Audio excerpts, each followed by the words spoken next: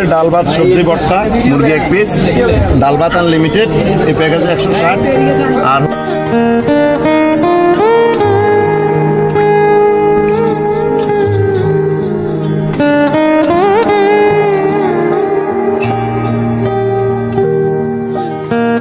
নমস্কার ও আদাব সবাইকে। কনফিউজড দেবের নতুন একটি ব্লগ ভিডিওতে সবাইকে স্বাগত জানাচ্ছি। আমি দেব। চলেন শুরু করা যাক আজকের ভিডিও। ঘুরতে যাওয়ার ছিল না কোনো প্ল্যান, হুট করেই মাথায় এলো ধোয়া, চলো সীতাকুণ্ড দেখি পাহাড় নদী বাওয়া। প্ল্যান ছিল বাজেট ফ্রেন্ডলি হালকা অ্যাডভেঞ্চার, কিন্তু বাস্তবে কি হলো জানেন? মজার মাঝে ভুলের পাহাড়। চলুন আপনাদের নিয়ে যাই আমাদের ট্যুরের প্রতিটি ধাপে, যে ধাপগুলোতে আমরা করেছি অসংখ্য ভুল। আর এই ভুলগুলো জানলে আপনাদের ট্রিপগুলো হবে বিপদমুক্ত, আপনারা ঘুরতে পারবেন অনায়াসেই। আমাদের যাত্রাটি শুরু হয় মূলত কমলাপুর থেকে। সময় তখন রাত 9টা। আমরা তিনজন চলে এলাম কমলাপুর রেলওয়ে স্টেশনে। আমাদের আরেক সঙ্গী উদয়দা এসেই দেখে টিকিট লাইনে যেন পিকনিক চলছে, বিশাল লাইন। উদয়দার লাইনে সঙ্গে যুক্ত হলাম আমিও। এদিকে শ্রেয়া আর দোলা গেল ট্রেনের সিট রাখতে। দীর্ঘ 1.5 ঘন্টা অপেক্ষার পর শুনি টিকিট শেষ। অথচ দেখে মনে হলো 100%-এর ভিতর 30%ও টিকিট দেওয়া হয়নি। কি আর করার, ইচ্ছে থাকা সত্ত্বেও টিকিট ছাড়াই ট্রেন ভ্রমণ করতে হয়েছে। এদিকে ট্রেনে এসে আমরা দেখি বিচ্ছিরি এক অবস্থা। ভেবেছিলাম ঈদের পরপর ফাঁকাইতে হবে, তবে আমাদের এসে ধারণা ভুল। কিছু আর করার নেই, কষ্ট করেই যেতে হবে এবারে ট্যুরে। ট্রেন ছাড়ার সময় 11:45 হলো। ট্রেনটি ছাড়লো 11:57 ট্রেন চলতে শুরু করলো তার আপন গতিতে, আর আমাদের দুর্ভোগ যেন এই গতির সঙ্গে বেড়েই চলেছে। যাই হোক, কষ্টের পরে নাকি সুখ আসে, সেটা ভেবেই ধৈর্য ধরলাম। এদিকে ভৈরব স্টেশন আসতেই নিচে নামলাম। পিরোজপুরের সন্তান হলেও আমি বড় হয়েছি এই ভৈরবেই। আর এই স্টেশনে আমার অনেক স্মৃতি রয়েছে শৈশবের।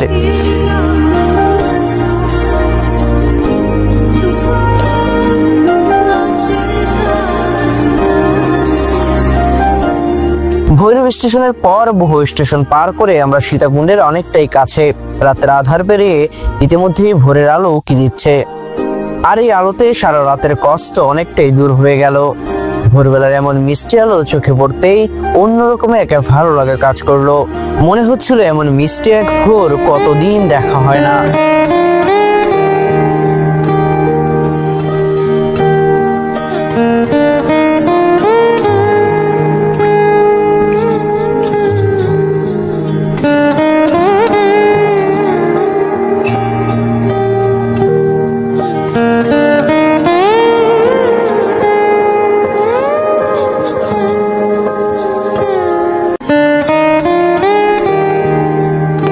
বহু স্টেশন পার করার পর অবশেষে সীতাকুণ্ডে এসে ট্রেনটি থামলো। আর সময় তখন ঘড়ির কাঁটায় সকাল 7:30। নেমেই যা দেখি তাতে মনে হচ্ছিল এটা কি সত্যি বাংলাদেশের সব তরুণ তরুণী সীতাকুণ্ডে চলে আসেনি তো? বলে রাখা ভালো, ট্যুরের প্ল্যান ছিল কম খরচে শেষ করার, তবে তার পারলাম কই, কারণ ভ্রমণ পিয়াসুদের চাপে খালি নেই তেমন হোটেল। আর এই সুযোগে টুরিস্টদের গলা কাটতে শুরু করেছে হোটেল মালিকরা। একদম স্বেচ্ছাতে এক বাজে হোটেলে উঠতে হয়েছে। জাস্ট বলেছিলাম চেঞ্জ করেই বেরিয়ে যাব, তাতেই তারা চাচ্ছে 4 থেকে 5,000 টাকা। পুরো একদিনের জন্য না নিয়েও গুনতে হয়েছে আমাদের 4,100 টাকা। এদিকে বাকিদের রুমে রেখে চলে এসেছি আমরা নিচে, এর কারণ খাবার কিনবো। আর খাবার আনতে গিয়ে সেখানে আমাদের মাথা গরম, কেননা একটা ডিম ভাজি নিয়েছে 30 টাকা করে, আর রুটি 12 টাকা। আর এই জন্যই তো বাংলাদেশে এত সুন্দর জায়গা থাকতে মানুষ পাশের দেশ ভারত কিংবা অন্য দেশে ভ্রমণে যায়। নিজ দেশে ঘুরতে যা খরচ হয় তার থেকে অর্ধেক দিয়ে অন্য দেশ ঘোরা যায়। আমরা সোনার ডিম পাড়া হাঁস একবারে কেটে ফেলে বড় লোকস হতে গিয়ে শেষে কিছুই হতে পারি না। জানি এসব বলেও লাভ নেই, কারণ সরকার সব জেনে শুনেও এদিকে খেয়াল করবে না। হতাশার কথা বাদ দিয়ে হোটেলের সামনে থেকে একটি সিএনজি নিয়ে নিলাম। আমরা 6 জন একটি সিএনজি রিজার্ভ নিলাম রূপসী ঝর্ণা সহ আরো বেশ কিছু ঝর্ণা দেখার জন্য। বলতে তো ভুলেই গিয়েছিলাম আপনাদের, আমাদের সঙ্গে পরে আরো 2 জন যুক্ত হয়। 4 থেকে আমরা বেড়ে হই 6 জন। বড়বাজার থেকে আমরা রূপসী ঝর্ণার উদ্দেশ্যে রওনা হই 11:25। বলে রাখা ভালো, আপনি যদি সিএনজি নেন তবে আপনাকে বেশ অনেক ভেতরে নিয়ে নামাবে, আর যদি বাসে আসেন তবে আমরা যে বামে ঢুকলাম সেই মোড়ের কাছাকাছি নামিয়ে দেবে। সেখান থেকে আবার হেঁটে অথবা সিএনজিতে যেতে হবে। তাই সিএনজি নিয়ে আসাই ভালো। সীতাকুণ্ড বড় বাজার থেকে রূপসী ঝর্ণা ভাড়া নিল 200 টাকা। 11টা 25-এ রওনা হয়ে এখানে এসেছি 11টা 43 মিনিটে, অর্থাৎ আসতে সময় লেগেছে 18 মিনিটের মতো। এখানে নেমেই আপনাদের জনপ্রতি 20 টাকা দিয়ে টিকিট কাটতে হবে ভেতরে ঢোকার জন্য, আর এটি একবারের জন্য। আমাদের 6 জনের মোট খরচ হয়েছে এখানে 120 টাকা। টোল দিচ্ছি, ট্যাক্স আছে, লেখা আছে বারোই ঢালা ন্যাশনাল পার্ক রূপসী ঝর্ণা, হ্যাঁ, বন বিভাগের তরফ থেকে দেওয়া। তারিখটায় কিছু নাই, প্রবেশ ফি 20 টাকা, আর কিছু নাই। ঠিক আছে, ঠিক আছে। এখানে ইজারাদার দেওয়া আছে এয়ার এন্টারপ্রাইজ, জানি না এটা সঠিক কিনা ভুয়া। এখানে যতগুলো ঝর্ণা আছে অন্যান্য স্পট থেকে দেখতে গেলেও এই 20 টাকা করে দিতে হয়। তীব্র রোদে হাঁটতে শুরু করেছি, তবে কিছু ভুল আমরা করেছি যা বেশ মারাত্মক বিপদে ফেলতে পারতো, আর কষ্ট তো বাড়িয়েছেই। সেই ভুলগুলো আপনারা নিশ্চয়ই করবেন না, সেই বিষয়ে আসছি পরে। রূপসী ঝর্ণার কাছে অব্দি যাওয়ার পথে বেশ কিছু ঝিরি ও অপরূপ সুন্দর প্রকৃতি আপনাকে মুগ্ধ করবে নিঃসন্দেহে। এখন পানি কম, বৃষ্টি হলে পানি আরো বাড়বে, খালটা এখন বাড়বে।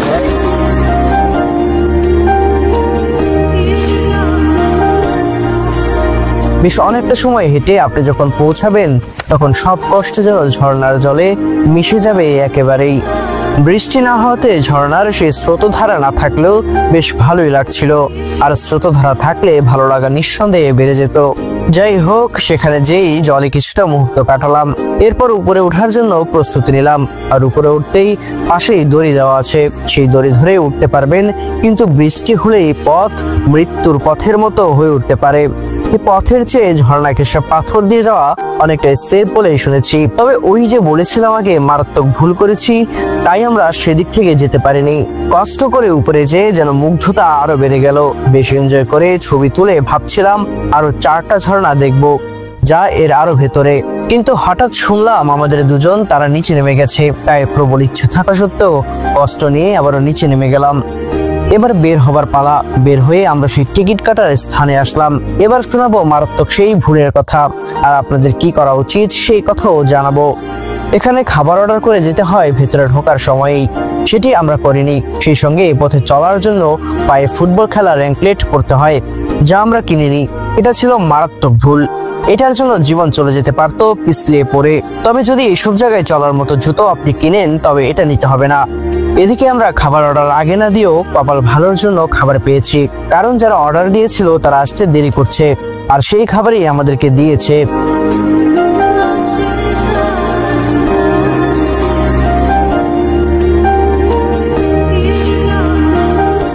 মেনু আর প্যাকেজ কেমন সেটা চলেন শুনে নেই দোকানের মুখেই।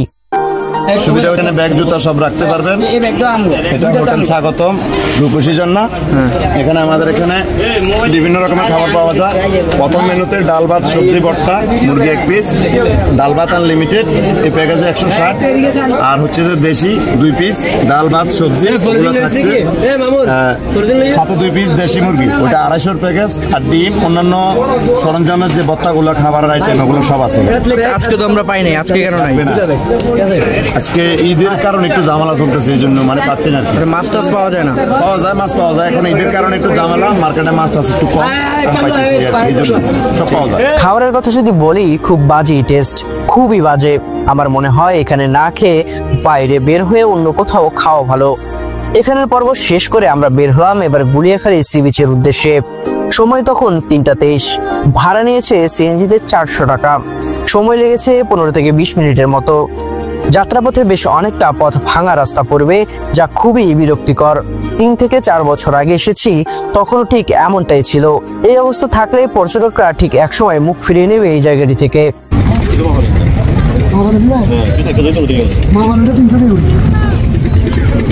কত করে মাছ? কত মাছ?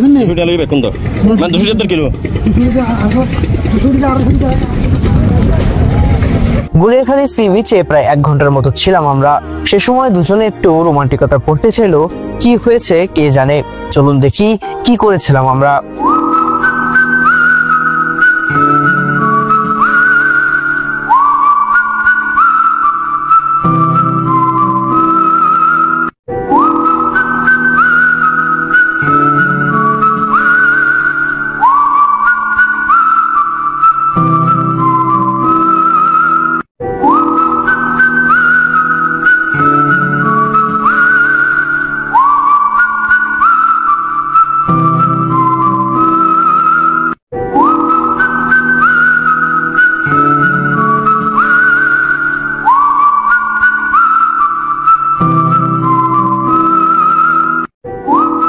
লুতুপুতু শেষে চলেন একটা অবাক করা বিষয় আপনাদের দেখাই। এই সি বিচের একটি অন্যতম বা অদ্ভুত বিষয় হচ্ছে আমরা সি বিচে দেখে থাকি মানে বালি, সেইখানে এখানে হচ্ছে মাটি। এই যে এখানে হচ্ছে মাটি, আর এই মাটিতে ঘাসও জন্মেছে, একদম আঠা মাটি। অর্থাৎ এটা কিন্তু অদ্ভুত একটা বিষয় যে সি বিচে আমরা বালু দেখি, সেখানে এখানে হচ্ছে মাটি। সি বিচ ত্যাগ করার সময় হয়েছে, তবে আমরা ঘুরতে গেলে একটা জিনিস করি, সেটি হলো যেখানেই যাই সেখানে কিছু না কিছু কিনেই থাকি। আমাদের দুজনেরই ঘর সাজাতে বেশ ভালো লাগে, তাই নিয়ে নিলাম এসব। বড় ছোট মিলিয়ে 10টার দাম পড়েছে 500 টাকা। দাম বেশি নিল কিনা কমেন্টে জানাতে পারেন আপনারা। কত রাখলেন ভাই? 5টা 10টা কত? 500 টাকা। 10টা 500। এই জিনিসগুলো হচ্ছে 10টা 500 দিয়ে নিলাম। এটা হচ্ছে ঘরের দরজায় লাগানো হবে। দাম একটু বেশি মনে হচ্ছে, তবে ঢাকা যদি কেউ খোঁজে হয়তো বা দাম আরও কম, কিন্তু যেহেতু সি বিচের পাশে দামগুলো অনেকটাই বেশি, তবে দেখতে সুন্দর কিন্তু লাগে। সেখান থেকে আবার সিএনজি নিলাম বড় বাজারের উদ্দেশ্যে। ভাড়া নিল 200 টাকা। সময় লাগলো 15 মিনিটের মতো। হোটেলে ফিরে ফ্রেশ হয়ে আমরা রওনা দিলাম চট্টগ্রামের উদ্দেশ্যে। বাস ভাড়া জনপ্রতি 50, সময় লাগলো 1 ঘন্টার মতো। অলঙ্কার মোড়ে নামার পর আমরা টেম্পুতে চলে গেলাম স্টেশন রোডে। আর এই টেম্পুতে করে জনপ্রতি ভাড়া নিয়েছে 25 টাকা করে। ঠিকমতো খাওয়া ঘুম কোনোটাই নেই, তাই মেজাজ ও মন খিটখিটে সবার। তবে সেটা ম্যাজিকের মতো দূর হলো এখানের এক হোটেলে খাবার খেয়ে। কোন হোটেলে খেলাম সেটা বলছি একটু পর, তবে আমরা কি খেয়েছি সেটি না হয় আগে শুনুন।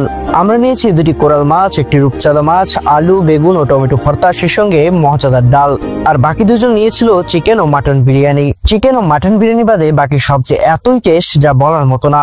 যারা মাটন ও চিকেন বিরিয়ানি নিয়েছে তারাও শেষ অব্দি সব রেখে ভাত খাওয়া শুরু করলো।